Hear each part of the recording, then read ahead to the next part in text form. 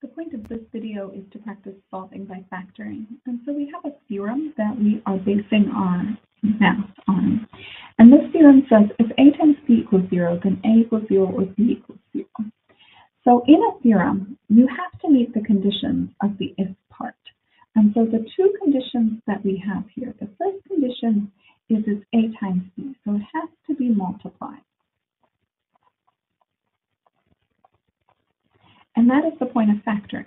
So when I look at the problems down here, all of them are plus or minus, and they're not multiplied. So factoring is going to change them to be multiplied problems so that they look like a times b. Now they'll have parentheses and all that, but they will be multiplied. The second condition that has to be met is that this must equal 0. And so when I look at the problems down here that we're going to work out, this first one is not equal to 0, so we're going to have to fix that. The second and third one already equal 0, so that part is done for us. So we have to meet both of those conditions to use the theorem. And then once we have the conditions met, it says then a equals 0 or b equals 0. So what this is telling us is that you set each factor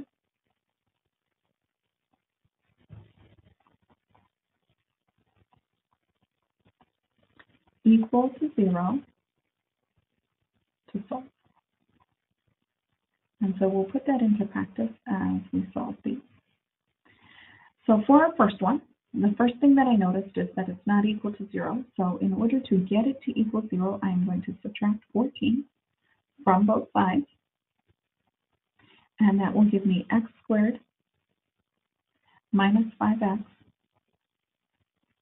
minus 14, because they weren't like terms, so I couldn't combine them, equals 0. So that helps me to meet one of the conditions of this theorem. So I have it equal to 0. Now I must turn it into multiply. And there is a process for this. So in the standard form or general form of a quadratic, we have y equals ax squared plus bx plus c. And these are much easier to factor when a is 1. So when a is 1, which is the case in all three of these examples, that leading coefficient in front of the highest exponent is 1 in every single case. So when a is 1, that's when this works out. You want to find factors of c. Factors are things that multiply, so factors of c that add to d.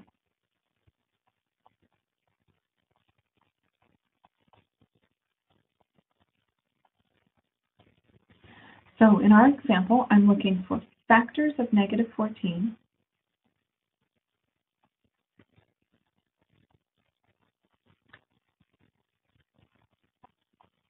that add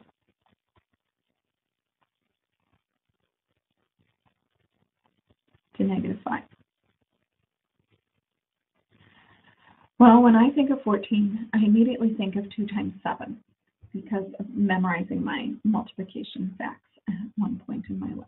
So 2 times 7, that gives me positive 14. I need negative 14 here. So when I add them together, I want a negative answer. That means the larger of my factors should be negative. So let's try it out here. So 2 times negative 7, that would equal negative 14. So those are factors of negative 14. And then if I would do 2 plus negative 7, that does equal negative 5. So I have met both of these conditions. I have factors of negative 14 add up to negative 5. Once I have those factors figured out, the factoring is very straightforward. So I put 2 sets of parentheses. I put my equals 0.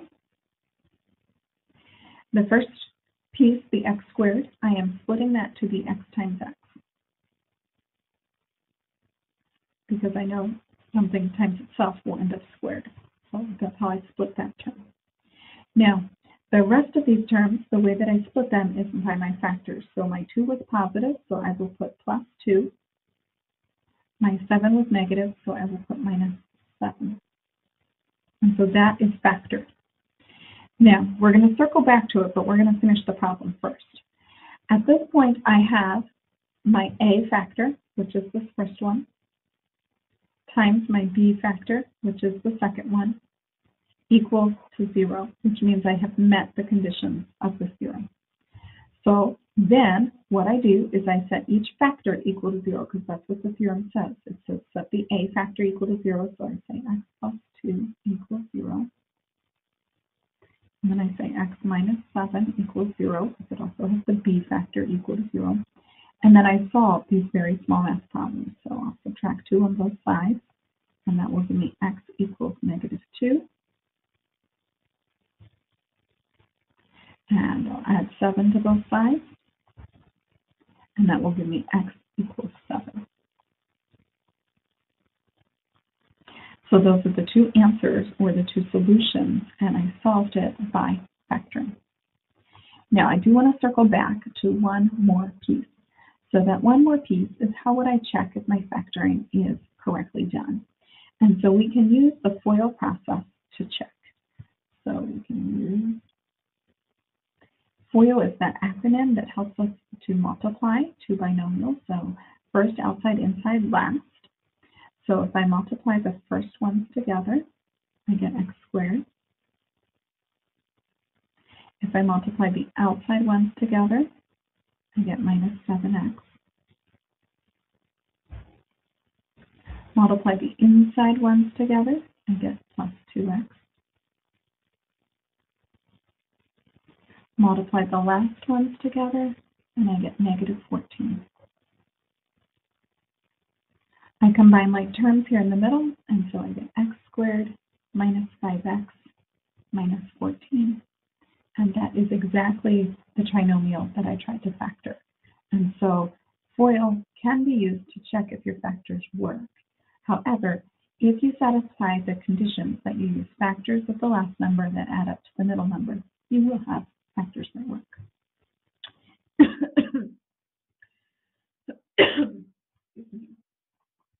Our next example. In this one, I see that x is cubed.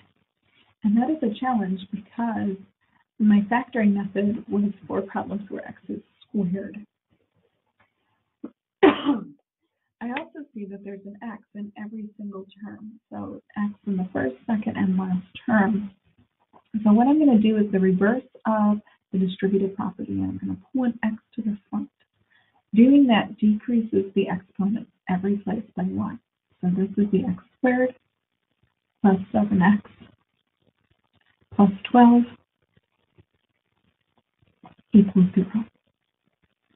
Now, technically, I have met the conditions of the theorem because I have multiplication, I have x times something, and it equals 0. But if I move on to the second half after the then, I would say x equals 0, and then I would say this quadratic equals 0, and I'm not able to solve that. So I do have to factor farther. So inside the parentheses, I am looking for factors of 12,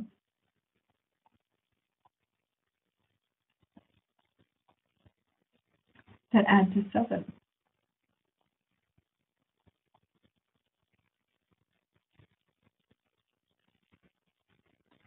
So I think of my multiplication. So 12 is 2 times 6. But when I add 2 plus 6, I get 8, not 7. So that did not work. So I'm trying to think what else. 3 times 4 would give me 12. And when I add 3 plus 4, that is 7. So that pair works. So I'm bringing down my x that I factored out. And then I'm setting up my two sets of parentheses for my quadratic. I always put the first term, x and x. And then I use my factors. They're both positive, so I will put plus 3 and plus 4. So then I can move on to the second part of my formula, or my theorem, and it says have the factors each equal 0, and I have to do all 3 of them this time. So I first start off with x equals 0,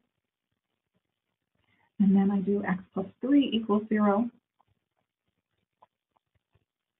and then I do x plus 4 equals 0, and then I solve each one. So this first one, there's no math to do. That is literally x equals 0. Second one, I minus 3 from both sides, so I get x equals negative 3. And final one, I minus 4 from both sides, and I get x equals negative 4.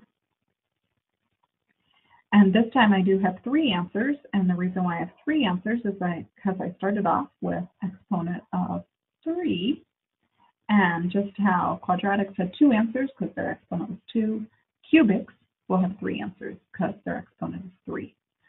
But we're not going to get into the details of them for a couple weeks. Right now, just focusing on factoring. I'm going to take a look at our last problem.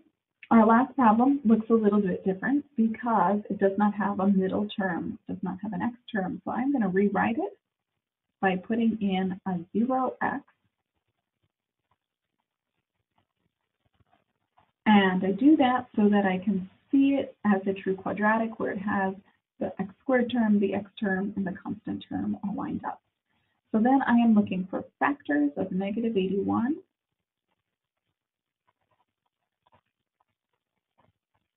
Because that's my c, my constant, and I want them to add to 0 because that's the b, the center one. So I think about 81. 81 is 9 times 9.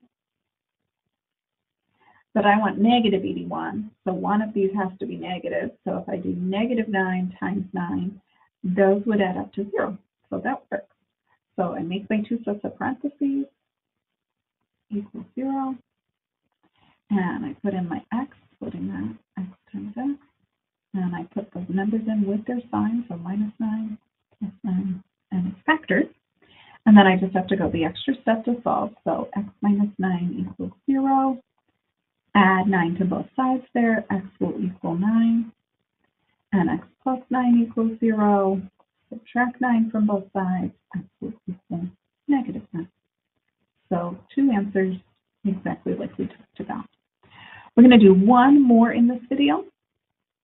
And so that one's on this next slide. There we go. So number 4 here. This one is nicely set up for us. So it equals 0, which is awesome. And it's all formatted. There's 3 things. So I'm looking for factors of 9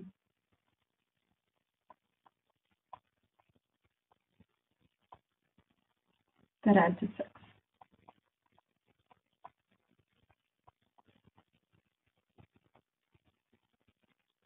So factors of 9, immediately I think of 3 times 3, and fortunately 3 plus 3 is 6. So that is my correct pair. So I split this into its 2 sets of parentheses equals 0. Split my x squared as x times x. And then both of these get a plus 3 because both of my factors are plus 3. I set each factor equal to 0.